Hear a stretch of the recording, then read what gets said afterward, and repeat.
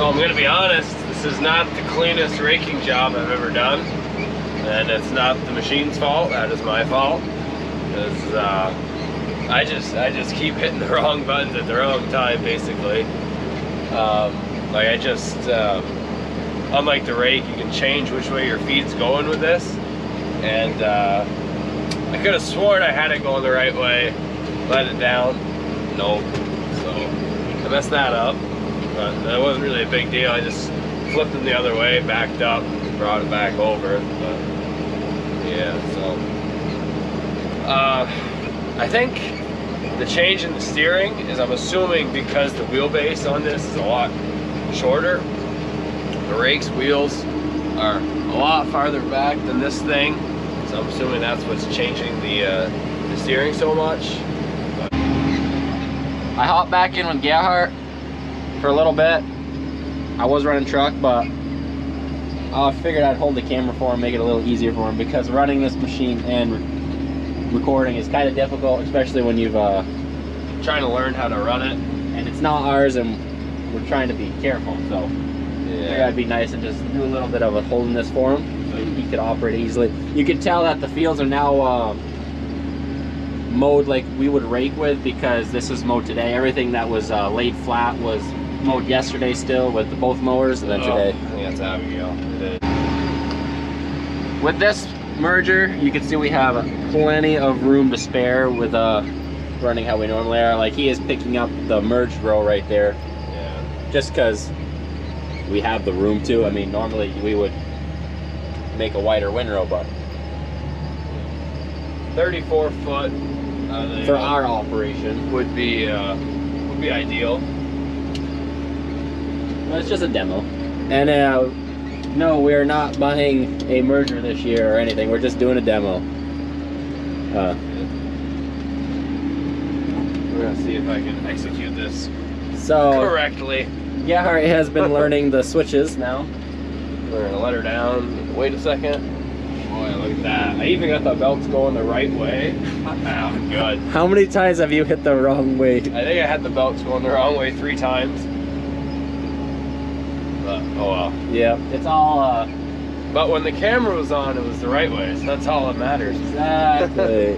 But right here you can see, I guess Garrett, you show them how, like, when you're picking it up, you don't have to hit the buttons, but Okay, so right here, if I wanted to pick it up, I'd pick it up and turn the belts off at the same time. you So can basically roll your finger. I'd hit them both kind of like that. I'd cover both of them and just hit them both. And then when you let it down, most of the time you want to let the belt down first. So I'd hit this one, and then when I see where I want to be, then I'll turn the belt on by flicking it down how it is now. So yeah, it's with a rake you only pick it up and down. It's not you don't have to worry about turning it on or off because there's no belt. So it's an extra step that you kind of got to get used to timing it. Are you finding it handy to be able to shut the belts off on, like, picking feet up, moving it? Yeah, you can move feet around, or if you have like a uneven shaped field and you have one row, you can just pick that up, let it fill up the belt, obviously, as long as it's not too much. You can let it fill up the belt and then dump it somewhere else, so Christoph isn't just, you know, Lollygagging. yeah, going after a tiny little windrow for no reason. Yeah. One thing I ain't got used to yet is figuring out when I can pick it up without leaving a bunch of feed. My battery's dying on me. I don't got much, but he was trying to say he's learning on when to pick the. Yeah, because that looks. Christoph will shop it. He's trying to, like, figure out when to stop. Stop the belts and when to pick it up, like, so I don't leave a bunch of grass. It's just all new to figure out. Yeah. I gotta say, I think that 34 footer would have been easier to learn on. Just a lot to look after. I mean, used to 30 foot on the rake and just 10 extra feet. It's kind of, it's not a lot when you're going, but when you're turning around at the hedgerows and stuff, you gotta be careful because it sticks out quite a bit. That's taking a lot of getting used to. So since my GoPro battery died, Gerhard accidentally messed it up in a drained battery without realizing it. I didn't think it was gonna drain that much battery that fast. So this is on my iPhone, so it might be a little different quality, but I promise I'd get a second perspective for you guys. So I mean, I guess in the grand scheme of things, the big differences are definitely the steering,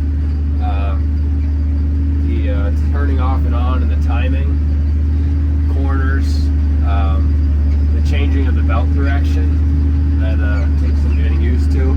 I always assume that the belts are going. See, I just did it again. I messed it up. Not really messed it up. yeah, you are. Look at this. Oh yeah, leave me alone. This is honestly very good to show people because Christoph's gonna chop it, and it's gonna be feed, and that's that. Okay. so he had one belt going to the right and two to the left. But because it was just a little bit of feed, he was able to change the directions right away without stopping or anything. But it goes quick. Yeah. Oh well. Yeah. But like it's just driver error and things to learn. Like he has no muscle memory on. If I drove this thing for 2 days, I'd be a lot better. And then if I drove it for 3 weeks, it'd be muscle memory. So I mean that's the biggest thing with it, I guess. Because obviously I know this is a good machine. Everyone says that. It's just getting used to it, but you hate it because it's change, and that's just how it is. Yeah. But we're trying to give an honest, never operated one perspective, because like I say, I love the skid plates that it has. There's a rake. The rake skid plates are just the teeth, and if it's good going, it's fine. But as soon as you hit any sort of old rut, like even not a big rut, just an old rut that's kind of starting to get grown over, and you don't even know it's there. You can see, especially the middle rake, you see it bouncing around, and it's rough on it. See, look at that. Jesus, we picked her up too early. He was trying to say earlier, he's learning on when to lift it. But the skid plates on this, they just... Wait, you did it again? Yeah, no, I didn't do it again. I just assume it's going the other way, and I hit the windrow on the wrong side. God damn it. I didn't change the direction of them. What was I saying? Oh, the skid plate. You could tell that this thing hits an old rut or some, like a patch where there's no grass, and it's just kind of dirt, and it just skids over it, and it doesn't... There's no dust flying really. It does a really clean job with that. So I can see why people say it makes cleaner feed, because just based off that, it doesn't pick up as much stuff as the rake does. So I'm assuming if it's doing it where there's a dirt patch, that it's definitely doing it consistently, even where there's grass. It's not digging like a rake would. So yeah.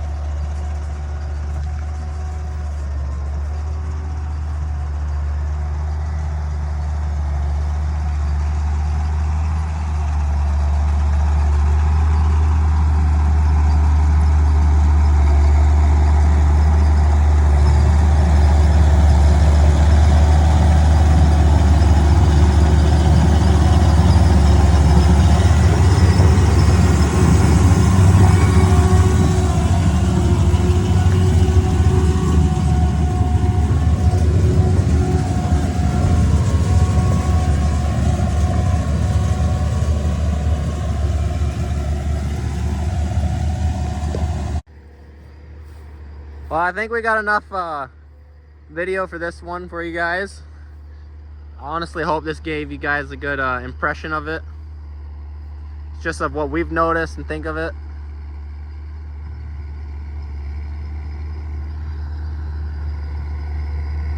It's a hell of a machine, a big learning curve, but a fun experience for sure.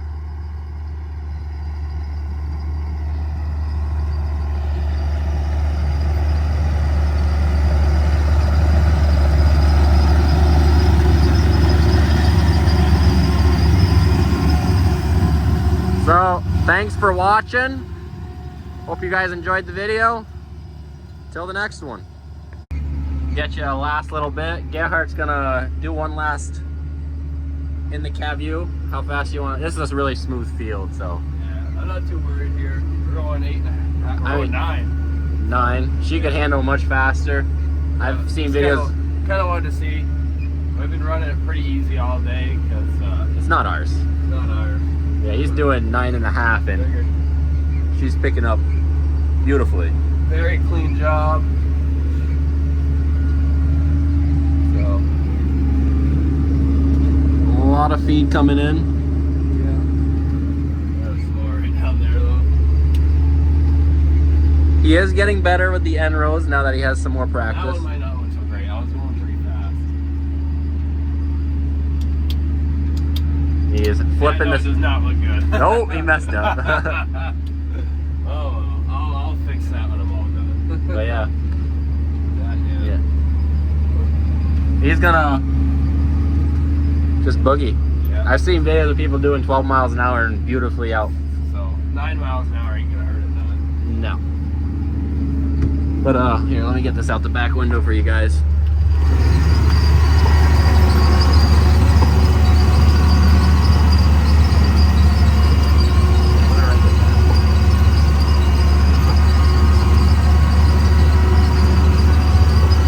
So he's pushing over 10.5 miles an hour right now. And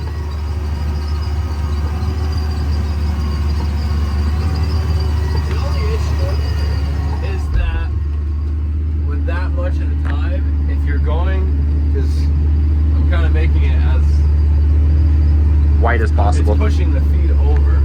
Off the other end. So yeah, and it takes it a while for it to correct itself. What he's talking about is over there on the edge. You can kind of see a little line on the side. I got the belts moving this way, and I try to leave 2 feet.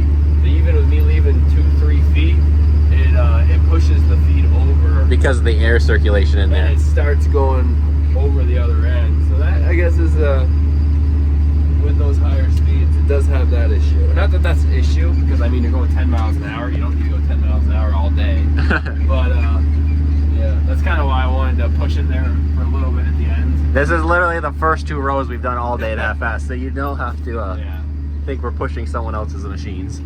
But yes, he's gonna clean this up, but you can boot scoot the wrong way. God damn it.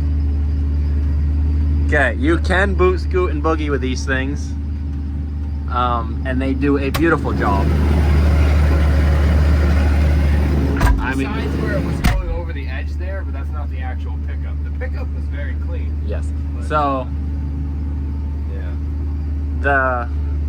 I mean, you can't complain with that part, with a clean job.